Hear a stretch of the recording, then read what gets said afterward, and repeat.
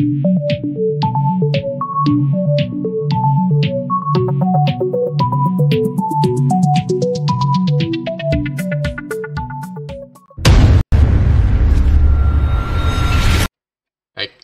selamat datang dalam channel Kuliah Daring bersama saya Dudi Manhartono.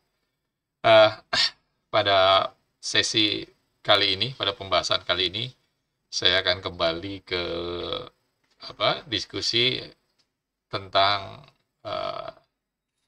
cyber culture, tentang digital culture, terutama menyangkut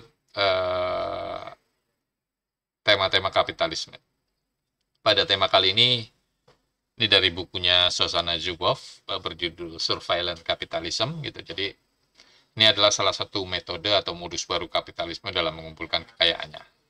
Suatu modus yang dilakukan oleh kapitalisme di era digital ini. Oke, sebelum saya lebih jauh menjelaskan tentang surveillance capitalism, oke, silakan di subscribe dan di share ke teman dan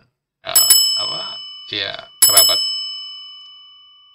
Baik, kita mulai pembahasan kita tentang surveillance capitalism. Jadi seperti tagline-nya, makin sering kita bermedsos, mereka makin kaya. Jadi ada 3 foto, ada Mark Zuckerberg dan Elon Musk serta Zhang Yimin ini pemilik TikTok. Mereka ini akan menjadi semakin kaya raya di saat kita semakin aktif menggunakan media sosial yang mereka punya. Oke, surveillance capitalism ini gagasan dari Shoshana Zuboff. Jadi ini adalah bentuk ekonomi baru yang menghasilkan keuntungan dengan melakukan manipulasi perilaku dan preferensi pengguna media sosial melalui pengumpulan data secara masif dan pengawasan yang intensif.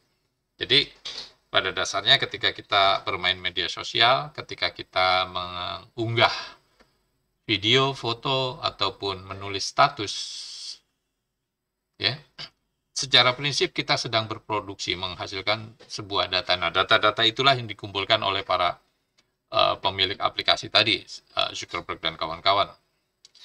Dan data-data itu yang memiliki nilai ekonomi yang tinggi gitu. Ada harganya yang cukup fantastis untuk data-data tersebut.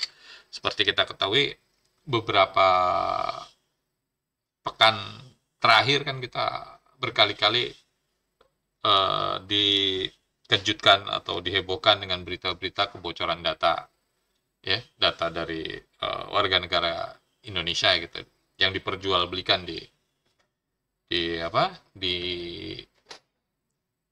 dunia maya. Jadi pada dasarnya surveillance kapitalisme ini merupakan sebuah praktek bisnis yang menciptakan nilai ekonomi baru dengan cara mengumpulkan data pribadi, ya, orang-orang tadi yang menggunakan media sosial seperti Facebook, Instagram dan sebagainya. Kemudian melakukan analisis data dan menggunakan data tersebut untuk mempengaruhi perilaku dan keputusan pengguna secara tidak langsung. Jadi kita tidak sadar bahwa perilaku kita dibentuk oleh algoritma media sosial yang kita gunakan. Ya, kalau saya sering bilang tentang filter bubble. Jadi filter bubble itu sebuah algoritma yang membuat penggunanya akan terjebak pada preferensi yang itu-itu aja. Kalau kita hari ini sedang mencari informasi tentang grup musik, tentang musik metal, besoknya kita akan diberikan referensi tentang informasi tentang grup-grup metal. Nah, yang menjadi krusial, gawat, kemudian ketika kita mencari informasi tentang pengetahuan yang kemudian pengetahuannya hanya muter di situ saja, tentang kepercayaan kita, tentang agama kita, tentang keyakinan kelompok kita. Nah, ini kemudian kita akan terjebak pada informasi yang itu-itu saja sehingga kita tidak bisa memiliki perspektif lain, tidak bisa menerima perspektif lain dari perspektif yang berbeda dan bahkan berlawanan dari apa yang kita punya. Nah, ini surveillance kapitalisme kemudian juga bisa pada akhirnya mempengaruhi perilaku. Ya, perilaku pembelian terutama gitu kan. Kita hari ini kita sedang mencari sepatu. Besok kita akan disajikan informasi-informasi berkaitan dengan sepatu. Nah, itu yang terjadi hari ini di dunia kita, di dunia digital kita.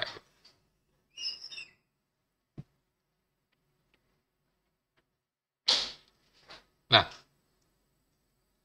data-data tadi dikumpulkan, dimiliki oleh perusahaan-perusahaan besar yang menguasai industri teknologi tadi seperti Twitter, Facebook, apalagi Instagram, TikTok dan sebagainya, termasuk YouTube. Bahkan ketika kita memulai membuka aplikasi, gitu ya, kita akan dihadapkan pada sebuah pilihan yang mau tidak mau kita harus ambil, gitu. Ya, biasanya ada notes. Diizinkan tidak jika aplikasi kemudian mengakses semua data, semua foto, semua video yang ada dalam handphone kita. Dan rata-rata kita dengan sukarela akan mengiyakan bahwa aplikasi tersebut bisa mengakses seluruh data kita. Nah, artinya mereka sedang mengumpulkan data-data kita. Ya, praktik seperti ini tentu saja mengancam privasi dan hak individu untuk memiliki kendali atas data mereka sendiri gitu. Ini yang awal mula kebocoran data gitu. Ya, praktek-praktek pengancaman melalui digital gitu kan. Seperti yang dilakukan oleh fintech yang ilegal gitu kan. Ini juga dimulai dari situasi yang semacam ini. Nah, Zuboff kemudian mengkritik penggunaan teknologi yang memaksa pengguna tadi untuk mengambil pilihan yang merugikan mereka, antara memberikan izin akses atau tidak dapat mengakses aplikasi layanan tersebut.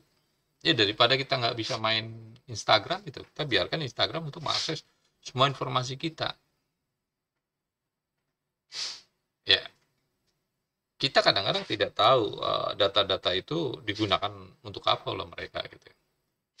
Tanpa persetujuan kita, kemudian data-data itu kemudian mereka analisis, mereka bahkan bisa jual, baik untuk kepentingan ekonomi maupun kepentingan politik. Kecenderungan seseorang dalam perspektif politiknya bisa dilihat dari aktivitasnya di media sosial, gitu. Ya, bahkan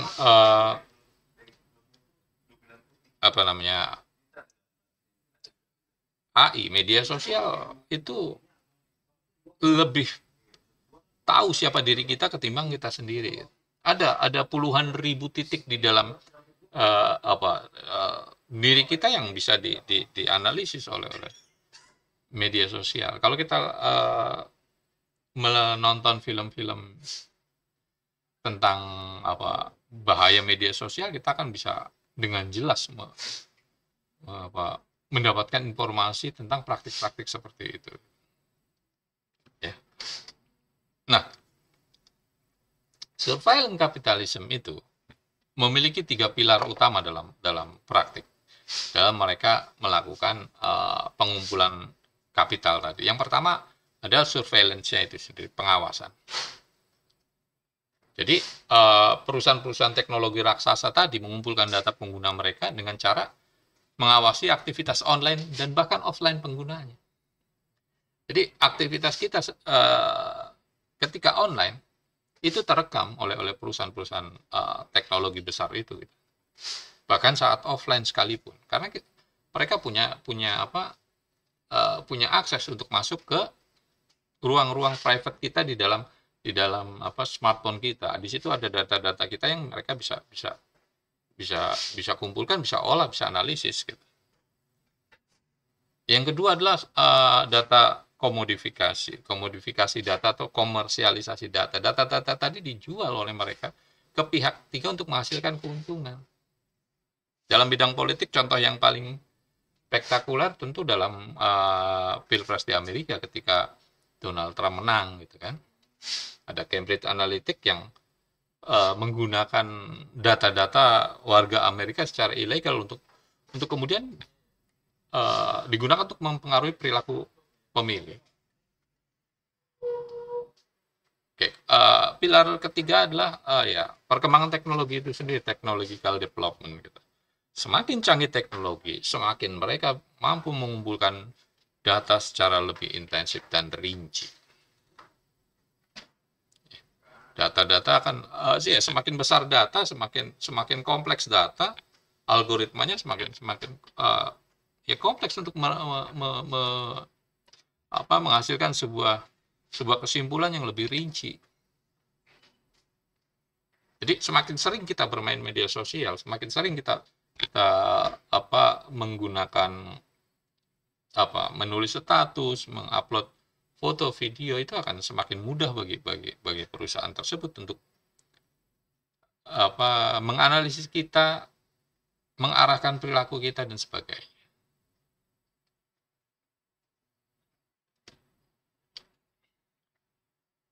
Nah, ada contoh-contoh, umpamanya di majalah Forbes tahun 2019 ada artikel berjudul The Dark Side of Data, The Cost of Data Breaches. Jadi majalah tersebut menyebutkan bahwa harga rata-rata untuk satu data identitas pribadi seperti nama lengkap ya, alamat, nomor KTP dan nomor kartu kredit di pasar gelap itu harganya sekitar 9 sampai 15 dolar Amerika. Oke, kalau harga dolar, nilai dolar kita anggaplah berapa, 15.000 gitu, tinggal dikalikan ya 15 namanya, angka tertinggi tadi sekitar 2.250.000. Itu satu data, tinggal dikali berapa data gitu. Ada juga di majalah Tax Target dalam sebuah artikel berjudul The High Cost of Cheap Data, How Much is Your Personal Information Worth? Tahun 2020 ini relatif lebih baru. Harganya bisa mencapai 0,20 dolar sampai 15 dolar. Jadi sama, angkanya memang di pasar gelap sekitar segitu. Jadi memang ya cukup menggiurkan, cukup mahal harga sebuah data. Nah, karena model bisnis surveillance capitalism ini mengancam privasi individu-individu, pada akhirnya ujungnya adalah mengancam demokrasi dan hak asasi manusia. Ya, ketika seorang tidak punya lagi privacy, orang tersebut tidak punya lagi kemampuan untuk defense gitu. Dirinya terbuka seperti buku yang bisa dibaca oleh setiap orang. Kita gampang diancam, kira-kira gitu. Ya, karena data-data pribadi itu ya seperti yang dalam kasus Cambridge Analytica tadi, digunakan untuk mengidentifikasi dan mempengaruhi pilihan politik orang lain, baik itu melalui iklan maupun manipulasi opini publik. Ya, akan kelihatan mana orang-orang yang dari data-data itu orang-orang yang pro pemerintah, mana orang yang tidak. Yang pro pemerintah tinggal dikasih iklan-iklan politik yang tentu saja mendukung pemerintah. Yang anti pemerintah tinggal dikasih meme atau iklan-iklan politik yang mengkritisi pemerintah. Nah, ini jadi bahayanya kemudian adalah perusahaan-perusahaan tersebut dapat mengubah opini publik untuk kepentingan mereka secara diam-diam.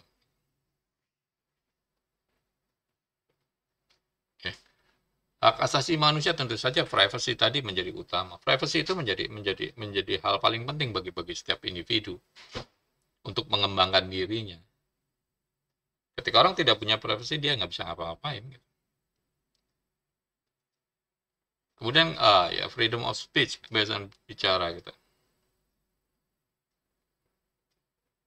Ya, orang-orang tersebut atau perusahaan teknologi tersebut ya terus melakukan pemantauan terhadap kerja kita di media sosial gitu. Atau langsung pada informasi pribadi pada data-data yang ada di device kita, karena ya kita sudah memberikan keleluasaan mereka untuk masuk ke device kita untuk melihat, mengakses data-data tersebut. Ketika kita pertama kali mengunduh aplikasi gitu kan. Ya, setiap kita mengunduh sebuah aplikasi baru kan pertanyaannya gitu, bolehkah mereka aplikasi ini mengakses data-data yang ada di device tersebut gitu. Dan kebanyakan orang dengan sukarela memberikan itu. Nah, iya, bentuk surveillance kapitalisme sendiri pertama tentu saja pengumpulan data kan. Mengumpulkan data-data dari para pengguna di media sosial. Kemudian prediksi perilaku. Mereka bisa menentukan loh kapan orang ini upload gambar apa gitu, foto apa, karena mereka bisa melihat pola dalam perilaku kita yang tercatat secara digital, sehingga kemudian mereka bisa membentuk perilakunya. Perilaku pembelian tentunya, gitu kan. Orang tidak sedang membeli gitu kan, cuman karena sedang tidak butuh untuk melakukan pembelian. Tapi kemudian diprovokasi dengan iklan. Tentunya iklannya sudah disiapkan sedemikian rupa yang sesuai dengan pola kita tadi, pola perilaku kita sebelumnya. Nah, yang berikutnya adalah perdagangan data. Data-data diperjualbelikan. Ya, tadi sudah disebutkan di majalah Forbes, itu harganya 10-15 dolar. Kemudian bisa dilakukan untuk pengambilan keputusan. Ya, ada isu tentang